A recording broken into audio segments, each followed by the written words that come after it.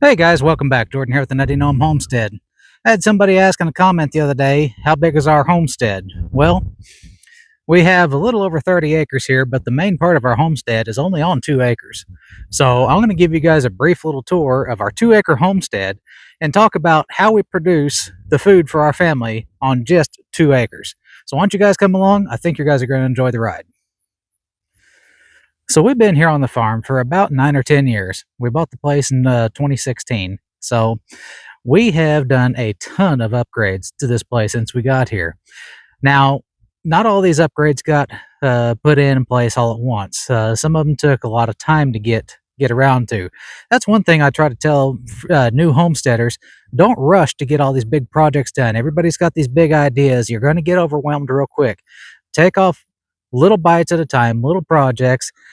Do it right the first time, so you don't have to come back and do it again. When we first started, we got a garden space set up. It was nothing big. It was about 40 by 40 garden space. Now, we quickly outgrew that, and I knew I wanted a larger garden. So within a couple of years, I made this garden here behind us. So we end up now having close to about 8,000 square feet of garden space. Now, we always put in cover crops into our gardens. We always try to have the ground producing something. We don't want stuff to go fallow all the time. So what we like to do is we will succession plant. We'll put cold crops in after our potatoes. We'll come in through and we'll plant another round of carrots, another round of beets. We are constantly putting in new fruits and vegetables anywhere that we can to get the most production out of our ground. Now, we are all organic here on the Nutty Gnome Homestead. We make our own homemade fertilizers. We use certified organic pesticides if we have to use them at all. So our yields are going to be slightly lower than if we were actually using chemicals like some of the larger farms. But I feel a lot better knowing what me and my family is consuming and the products that we sell to the neighbors and the folks that stop by. So in this garden that we have now, like I said, we have a little over 8,000 square feet of garden space. That includes our 2 gardens plus our raised beds. We have our beets planted. We have a cover crop planted. We have some onions put in. We have another round of potatoes that'll come up in the spring. We got all kinds of stuff planted already. We've already put our strawberries to bed. We've got our garlic put in already. So this is what we got going on right here. Now, if you guys have been around for a little while, you'll know that I built a greenhouse a couple of years ago. And I really wish it would have been one of the first projects that I did here on the farm. It has been an absolute godsend for us. Here it is right here behind me. It is 10 by 12. It allows us to get our plants started in the house and then to get our plants moved outside quickly so I can get another round of plants started inside. So if you think about it, greenhouse, everybody should have one. Now, this greenhouse is not heated at all. So I put in a couple extra vents to help with the airflow during the summer. In the winter, I've got insulation in the bottom. And I made a video before, I'll probably try to link it. I cover the inside with a heavy mill plastic that adds a nice layer of air bubble between the sheeting on the outside and the plants on the inside. That way, so it'll actually create a form of insulation that we can have our plants grow in there all winter. We grow over 20 different kinds of fruit here on the farm. Here you can see we got our strawberry bed already mulched in for the winter. We try to expand our berries every year. On the other side of the farm, I've got a 160-foot long fence row of thornless berries. Now we are coming up to our orchard. Now these trees are planted in a grid. We have about 4 dozen fruit trees total right now. There's apples, pears, peaches, plums, and then I've got a lot of fig trees that have moved already, and as well as lemon trees and lime trees that have already been moved inside. Now, we get right now somewhere in the neighborhood of 4 bushel of fruit annually off of our fruit trees. You guys have seen a lot of these trees in some of our other videos.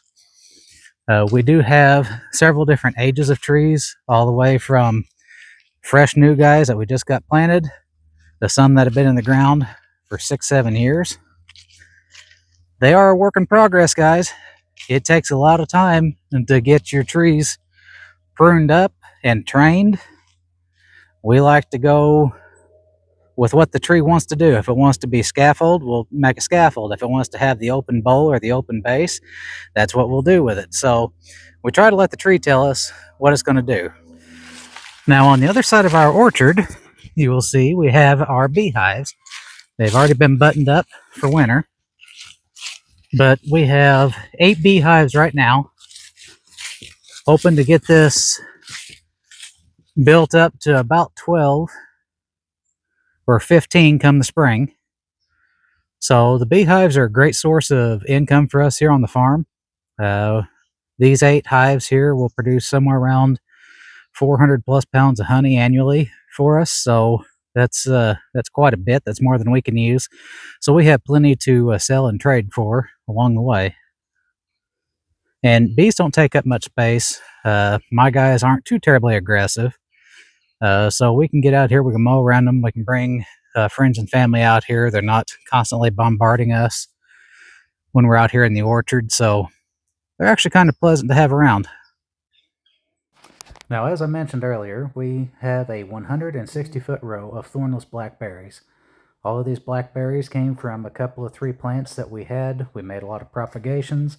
I've showed a couple of videos on how to do that. These blackberries produce somewhere in the neighborhood of 50 to 70 gallons of thornless berries annually, which is more than enough to yield all the wine, jam, jelly, and pies that we want. Up next, we're in our rabbit barn. We raise a couple hundred rabbits a year. These guys are a great source of food, entertainment. They're great pets. Children like to play with them. We do a lot of shows, but the best part is all the bunny berries on the ground. That rabbit manure fertilizer is garden gold, guys. You guys have heard me say that we have 2 chicken coops. Here on the left is one, and to the right behind the freezer is another one. We have raised as many as 160 chickens here at one time. Meat chickens and layers. Having enough room to do this has allowed us to be independent with our meat production. The only meat that we buy is pork right now because I'm not set up for a hog. Well, that is coming soon. Each of the chicken coops has a 600 square foot run. This is the run for our meat birds. When we turn the chickens loose in here, they'll have this mowed down in about a week to 10 days. It's amazing how quickly they work. And I think every homestead should have a couple of chickens. The chickens are dual purpose here on our farm. They provide entertainment, they provide eggs, but they also do a very valuable service for us by eliminating a lot of pests, ticks, so on and so forth, other bugs. They're machines when it comes to eliminating pests. Now the ducks, they fill a different niche on the farm.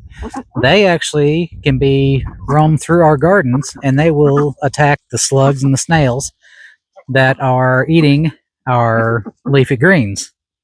The geese we have as guardian animals, they make a lot of noise and they're very protective of the rest of the flock. And these guys are worth hours of entertainment. So that is just a short jaunt around our 2-acre homestead. Like I said, we have a little over 30 acres here, but the main part of the homestead, the animals, the gardens, everything is here on about 2 acres. So we could expand if we wanted to, but we grow enough and have enough to keep us busy right here on these 2 acres. You don't need acres and acres of land to actually make a homestead. When I lived in West Virginia, I did a lot of my growing on a 3x6 balcony. Guys, I lived in an apartment. I made do with what I had. I did a lot of vertical gardening. I gardened in a lot of containers. I had leafy greens and tomatoes year-round when I was there. So it can be done if you have the drive to do it. So there's the main acres, or main part of our homestead on 2 acres, guys. Anybody can do this. So we're thinking about expanding, getting a couple more animals. We're looking at goats, we're looking at mini cows, we're looking at a few more things. So well, I do have previous year we weighed every berry, every tomato, every potato, everything that came off of the farm, all the rabbit meat, all the chickens that we butchered, everything. If you guys are interested, I have a full year's worth of data that we collected of everything that was produced here on the Nutty Gnome Homestead. So if you guys are interested in something like that, leave a message down below and let me know. If I get enough interest, I'll make a video for that year, because it is pretty interesting on how much we were able to produce on just these 2 acres. So guys, that's it. Short little walk around the farm. Hope you enjoyed it. I'm going to get the little one inside. I think he's ready to eat. So until next time, you guys stay safe. I appreciate it if you like, share, and subscribe. So we get hours of entertainment watching these guys walk around here, all these little chickens and ducks. So until next time, you guys get out there and enjoy your homestead. Be happy with what you got. You guys stay safe.